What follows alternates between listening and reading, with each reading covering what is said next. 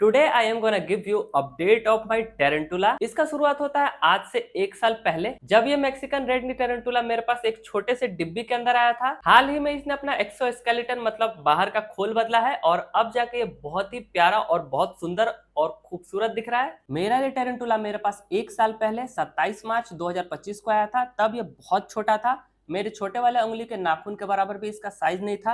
मैं इसे मीलवॉर्म टुकड़ों में कर देता था, तब ये खाता था। और मैंने इसके लिए एक छोटा सा प्यारा सा सेटअप भी बनाया था और मैंने आपके साथ उस टाइम वीडियो भी शेयर किया था। अगर आपने इसका पहला वाला वीडियो नहीं देखा तो आप चैनल पर जाकर देख सकते हो। और मैंने इसका अच्छे से ध्यान रखा, जिसके कारण ये काफी तेजी से फास्ट ग्रो हुआ और इसने कई बार मोल्टिंग भी किया। इसने अपना पहला मोल्ट 26 अप्रैल को किया था और दूसरा मोल्ट इसने 21 मई को किया था। और इसके बाद इसने लगातार 1-2 महीने के गैप पर ये मोल्टिंग करता रहा। मोल्टिंग मतलब कि एक तरह का इनका प्रोसेस होता है जिसमें अपना आउटर सेल जो बाहर का खोल होता है उसको चेंज करते रहते हैं और धीरे धीरे ग्रो होते रहते हैं, बढ़ते रहते हैं। शुरुआत में तो मैं मीलवॉर्म को मारकर ही इसे खिलाता था, क्योंकि ये जिंदा कीड़ों को नहीं खा पाता था।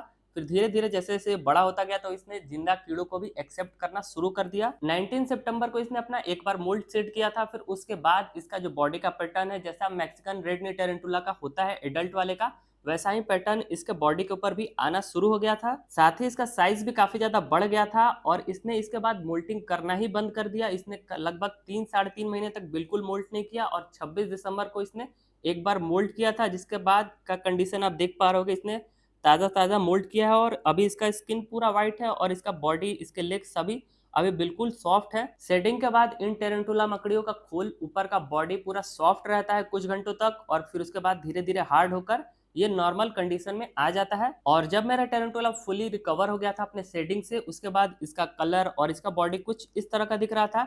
इसके बॉडी के ऊपर कलर और पैटर्न्स आना शुरू हो गए थे और इसका बॉडी पूरा डार्क होने लगा था, जैसा कि नॉर्मल मैक्सिकन रेडनी टेरेंटुला का होता है। और उस समय तक ये अपने पुराने वाले घर में ही रह रहा था। मैं सोच रहा था इसका घर अपग्रेड करूं, लेकिन मैं सर्दियों के कारण इसका घर अपग्रेड या चेंज नहीं कर रहा था, नहीं तो इसे प्रॉब्लम होता। इसीलिए अपने पुराने घर में ही और भी 1-2 महीने तक रहा। इसके बाद जब मैंने 26 मार्च 2026 को इसका सेटअप चेक किया तो इसने दोबारा फिर से मोल्टिंग किया था और मोल्टिंग के बाद ये अपने मोल्ड के ऊपर ही बैठा हुआ था। तो चलिए इसे चेक करते हैं और मैं आपको दिखाता हूँ अभी का इसका कंडीशन और ग्रोथ कैसा है। तो अब आप देखिए मेरे इस टेरेंटुला को, ये अब बहुत ही प्यारा लग रहा है। अब इसका कलर और पैटर्न बहुत अच्छी तरह से दिख रहा है। रेड रेड जैसे मैक्सिकन रेडनी टेरेंटुला के लेग्स के ऊपर होता है, वैसा ही कलर इसके लेग्स के ऊपर भी आने लगा है और अब ये बहुत सुंदर दिख रहा है।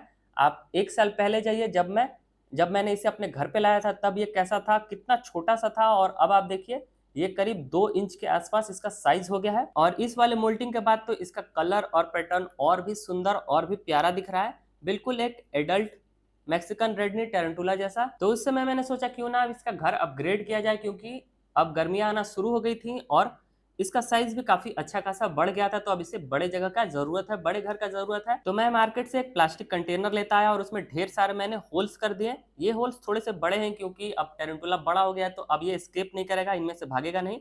साथ ही मैंने हाइडिंग के लिए एक नारियल का खोल लिया और उसे अच्छे से क्लीन कर दिया। और मैं सबस्ट्रेट के लिए कोकोपीट यूज कर रहा हूँ। मैंने इसे भी पहले ही प्रिपेयर करके रख लिया है। मैंने सबसे पहले पानी गर्म किया, बॉईल किया और उसके अंदर मैंने कोकोपीट के पीसेस डाल दिए और रात भर सोक होने के लिए छोड़ दिया। इससे क्या होगा कि कोकोपीट के अंदर जितने भी बैक्टीरिया, जितने भी हार्मफुल चीजें होंगी वो सभी खत्म हो जाएंगी और हमारे टेरेंटुला के लिए कोकोपीट बिल्कुल सेफ हो जाएगा। साथ ही कोकोपीट मॉइस्चर होल्ड करके भी रखता है, जो कि हमारे टेरेंटुला के लिए बहुत बढ़िया है। और मैंने कोकोनट सेल को भी बॉइलिंग वाटर गर्म पानी के अंदर डालकर छोड़ दिया था, ताकि इसके ऊपर भी जितने भी बैक्टीरियाज हो वो खत्म हो जाए। और इसके मदद से मैंने अपने टेरेंटुला के लिए एक प्यारा सा हाइडिंग स्पॉट बनाया। साथ ही मैं पास में ही इसका वाटर डिश रखने वाला हूँ, जिसके लिए मैंने ये छोटा सा एक बॉटल का ढक्कन यूज कर रहा हूँ। ये वाटर डिश भी थोड़ा सा बड़ा है और मेरा टेरेंटुला अब काफी बड़ा हो गया, तो वो अब इस वाटर डिश के अंदर डूबेगा नहीं। और अब बारी आता है अपने इस प्यारे से टेरेंटुला को इसके नए घर में शिफ्ट करने का। वैसे मैं बता दूं, मैंने इसका नाम वेब्स रखा है। आपको यह नाम कैसा लगा आप कमेंट में बता सकते हो, और मुझे फ्यूचर में क्या और टेरेंटुला इस तरह की और मकड़ियां लाना चाहिए या नहीं, आप कमेंट में ये भी जरूर बताइएगा। तो अब अपने इस प्यारे टेरेंटुला वेब्स को इसके नए घर में शिफ्ट करते हैं। मैंने जेंटली और काफी प्यार से इसके घर में इसे शिफ्ट करना चाहा, लेकिन ये मेरे हाथ को छोड़ ही नहीं रहा था। फिर थोड़ी कोशिश के बाद ये अपने घर में चला गया। साथ ही इसके पुराने घर में जो आर्टिफिशियल प्लांट्स लगे थे उनमें से मैंने एक को इसके नए घर में भी लगा दिया, और बाकी कुछ इसके पुराने घर में बचा नहीं है। इसने काफी सारे जाले बुन दिए हैं अपने पुराने घर में कोकोपीट के ऊपर। ऐसा ये नेचर में भी करते हैं, कुदरती माहौल में भी करते हैं। इससे इन्हें पता चलता है कि इनके घर के आसपास कोई शिकार या कोई शिकारी घूम रहा है या नहीं, ये इससे पता कर पाते हैं। तो अब अपने प्यारे टेरेंटुला वेब्स को इसके नए घर में रेस्ट करने देते हैं। मैं इसे बाद में फीड करूंगा, अभी ये नया घर में गया है तो अभी ये फीडिंग एक्सेप्ट नहीं करेगा। और मैं एक और बात आपको बता दूं कि टेरेंटुला में जेंडर पता करना, ये मेल है या फीमेल है, ये बहुत मुश्किल होता है। जब तक ये पूरे बड़े नहीं हो जाते हैं तब तक पता नहीं चलता है। ये रहा 1 मई 2026 का अपडेट। और इस दिन जब मैंने अपने टेरेंटुला का घर खोला था, ओपन किया था, तो मुझे काफी कुछ चेंज दिखा। पहला तो इसने मोल्टिंग कर दिया, जो कि सबसे बड़ा चेंज है। और इसने अपने पूरे सेटअप को भी काफी अपने हिसाब से डेकोरेट कर दिया है। इसने पिछला मोल्ट 1 से 1.5 महीने पहले किया था, और अब इस बार जो मोल्टिंग इसने किया है, इसके बाद तो इसका पूरा बॉडी पैटर्न बिल्कुल बिल्कुल चेंज हो गया है। और अब ये बिल्कुल एडल्ट जैसा दिख रहा है, एडल्ट ही दिख रहा है, आप एक तरह से बोल सकते हो। इसके आप बॉडी को देखिए कितना ज्यादा शाइन कर रहा है, और कितना ज्यादा इसका कलर और ब्राइट हो गया है। मुझे तो ये बहुत खूबसूरत दिख रहा है। अगर आपको पसंद आए तो आप इस वीडियो को लाइक जरूर कीजिएगा। अब जल्दी से अपने इस टेरेंटुला को फीड करते हैं। मैंने एक रोच जैसे इसके मुंह के सामने डाला, इसने तुरंत ही ग्रैब कर लिया, उसे तुरंत ही पकड़ लिया। टेरेंटुला एक शिकारी मकड़ी होती है, जो कि अपने घर के आसपास, अपने मांद के आसपास इस तरह जो छोटे छोटे कीड़े आते हैं उन्हें पकड़कर उनमें अपना जहर इंजेक्ट करके उन्हें खा जाती है। तो अब वेब्स को इसका मील, इसका खाना एंजॉय करने देते हैं, और मैं आपसे कुछ दिनों बाद मिलता हूँ। ये रहा 23 मई 2026 का अपडेट। अब मेरा ये मैक्सिकन रेड नीड टेरेंटुला दोबारा मोल्टिंग की ओर जा रहा है, या अभी प्री मोल्ट में है, इसीलिए इसका मूवमेंट थोड़ा स्लो हो गया है। तो चलिए अब इसे लास्ट बार खाना देकर देखते हैं क्या ये अभी एक्सेप्ट करेगा फूड या नहीं।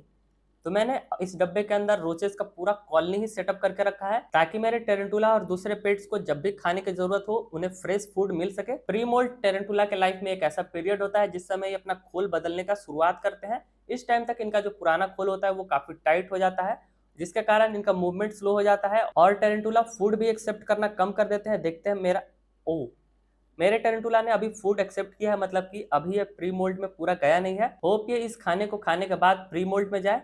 तो आगे इसका जो भी अपडेट रहेगा वो मैं आपको नेक्स्ट वीडियो में शेयर करूंगा। अगर आपको मेरा टेरेंटुला वेब्स पसंद आया तो इस वीडियो को लाइक जरूर कीजिएगा। और क्या मुझे इस तरह के और टेरेंटुला लाना चाहिए या नहीं, आप कमेंट में जरूर बताइएगा। साथ ही मेरे इस वाले टेरेंटुला का अपडेट देखने के लिए आप इस चैनल को सब्सक्राइब करके नोटिफिकेशन बेल पर भी क्लिक कर दीजिए।